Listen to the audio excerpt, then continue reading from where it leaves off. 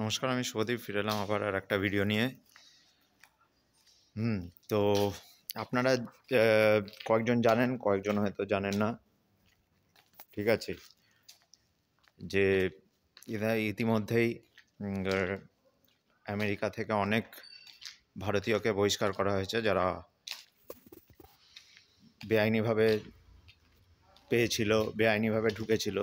ঠিক আছে, তো তাদেরকে সব বহিষ্কার করা হয়েছে। সেই প্রথম প্লেনটা অলরেডি অমৃতসরে এসে পৌঁছে গেছে পরশুদিন সকালবেলায়, এবং যাদেরকে এনেছে তাদেরকে হাতে শিকল আর পায়ে বেড়ি পরে আনা হয়েছে, যেটা যথেষ্ট অবমাননাকর। এমনকি কলম্বিয়ার অভিবাসীদেরকেও, যারা মানে বেআইনিভাবে আমেরিকায় গেছিল, যাদেরকে ডিপোর্টেশন করেছে কলম্বিয়ানদের, কলম্বিয়ার যে প্রেসিডেন্ট, সে সোজাসুজি বারণ করে ওই প্লেনটাকে নামতে। মানে Colombia American military plane Colombian এয়ারপোর্টে যখন নামতে যায়, সেই প্লেনটাকে নামতে দেওয়া হয় না, এবং কলম্বিয়া নিজে প্লেন পাঠিয়ে কোনো মাঝামাঝি কোনো একটা জায়গায় গিয়ে তাদেরকে নিয়ে আসে। ঠিক আছে, কলম্বিয়ার নিজস্ব প্লেনে সেই কলম্বিয়ানদেরকে পাঠিয়েছিল আমেরিকা, তাদেরকে নিয়ে আসে। তো আমার প্রশ্ন হচ্ছে এইখানেই, যে যেই দেশের নাগরিকদের এরমভাবে মানে এত বড় একটা দেশ, কলম্বিয়া তো ছোট একটা দেশ, তারা এত অপমানিত বোধ করছে ওদের নাগরিককে হাতে বেড়ি, মানে হাতে কাফ পরিয়ে, পায়ে শিকল পরিয়ে নিয়ে আসার জন্য তারা এত অপমানিত বোধ করছে। আর এত বড় একটা দেশ, তার কোনো বক্তব্যই নেই, তার কোনো রকম সাউন্ড নেই, তার কোনো রকম ভয়েস নেই। এর থেকেই বোঝা যায় হবেই, আর এটা তো স্বাভাবিক, কারণ এই দেশের যেটা ওয়ার্কিং ডেমোগ্রাফি, তাকেই পাত্তা দেয় না।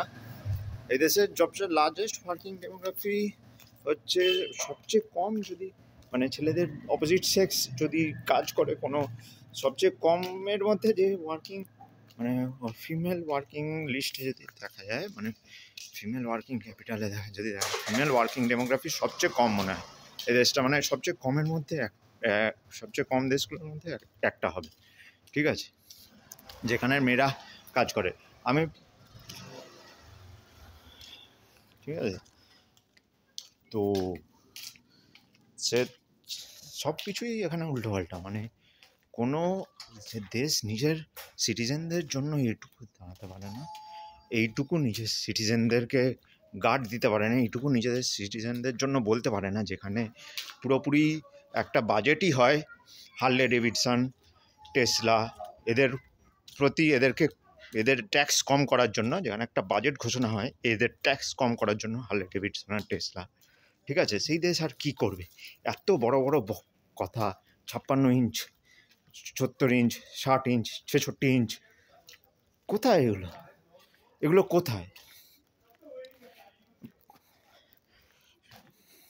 খালি জিএসটি তুলছে। আরে জিএসটির রেজাল্ট কী আছে? জিএসটির আউটপুটটা কী? GST, where is the result?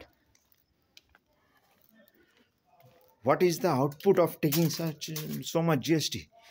28% GST, 28% কোনো দেশে নেই। কোনো দেশ, ইউরোপ আমেরিকা অত ভালো, যেখানে অত ভালো পরিকাঠামো, অত ভালো ইনফ্রাস্ট্রাকচার, ঠিক আছে, ফ্রান্স, জার্মানি, এদেরও ওই 28%-এর কোনো স্ল্যাব নেই। এটা হচ্ছে highest slab in the world, 28% tax. মানে কী স্ল্যাব নেই আর কী সার্ভিস! আপনি একটা ট্রেনে যান, দূরপাল্লার ট্রেনে, আপনার গা গুলিয়ে উঠবে। এমনি জেনারেল বগির টয়লেটে গেলে আপনার গা গুলিয়ে উঠবে, আমি আপনাকে গ্যারান্টি দিচ্ছি।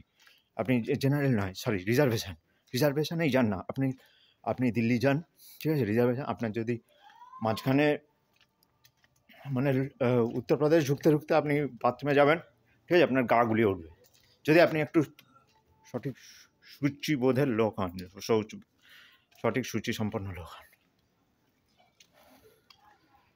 তো ঠিক আছে, আজকের জন্য এতটাই। ভিডিওটা ভালো লাগলে লাইক, শেয়ার, সাবস্ক্রাইব করবেন। এই জিনিসগুলো সবাইকে বলুন, এই জিনিসগুলো শেয়ার করে তো করবেন, সবাই জানতে পারবে। মেন স্ট্রিম মিডিয়া সম্পূর্ণরূপে চুপ, মুখে কুলুপ বেঁধে আছে। যেমন ঠিক এই ওই এতগুলো ছেলে এর মধ্যে এতগুলো ছেলে আত্মহত্যা করলো, এতগুলো লোক আত্মহত্যা করলো এই বাজে নিয়মকানুনের চক্করে। হ্যাঁ, বাজে নিয়মকানুন, বাজে সমাজ ব্যবস্থা এর চক্করে। নিয়মকানুনের চেয়েও আমি সমাজ ব্যবস্থাকে ইয়ে করবো, কেন এরা কিছু পাল্টাতে চায় না, এরা চায় এরকমই। এগুলো এইরকম সমাজ ব্যবস্থা খালি বাচ্চা পয়দা করবে ব্যাস, যে মরে ছেলেরা মরে করে দিক না, মরে করে দেবে, তাতে তো চাকা তো ঘুরবে, বড়লোকদের গাড়ির চাকা তো ঘুরতে থাকবে, রোলস রয়েসের চাকা তো ঘুরতে থাকবে, ফেরারির চাকা তো ঘুরতে থাকবে, আর ওরাই তো সরকারকে বেশি টাকা দিচ্ছে, ওরাই বেশি হেল্প করছে, এত মোটা টাকা দিচ্ছে, ওদের চাকা ঘুরতে থাকলেই হলো। ঠিক আছে, তো আজকের জন্য এতটাই। ভিডিও ভালো লাগলে লাইক শেয়ার সাবস্ক্রাইব করবেন। Thank you. Jai Hind, Jai Brahmachari.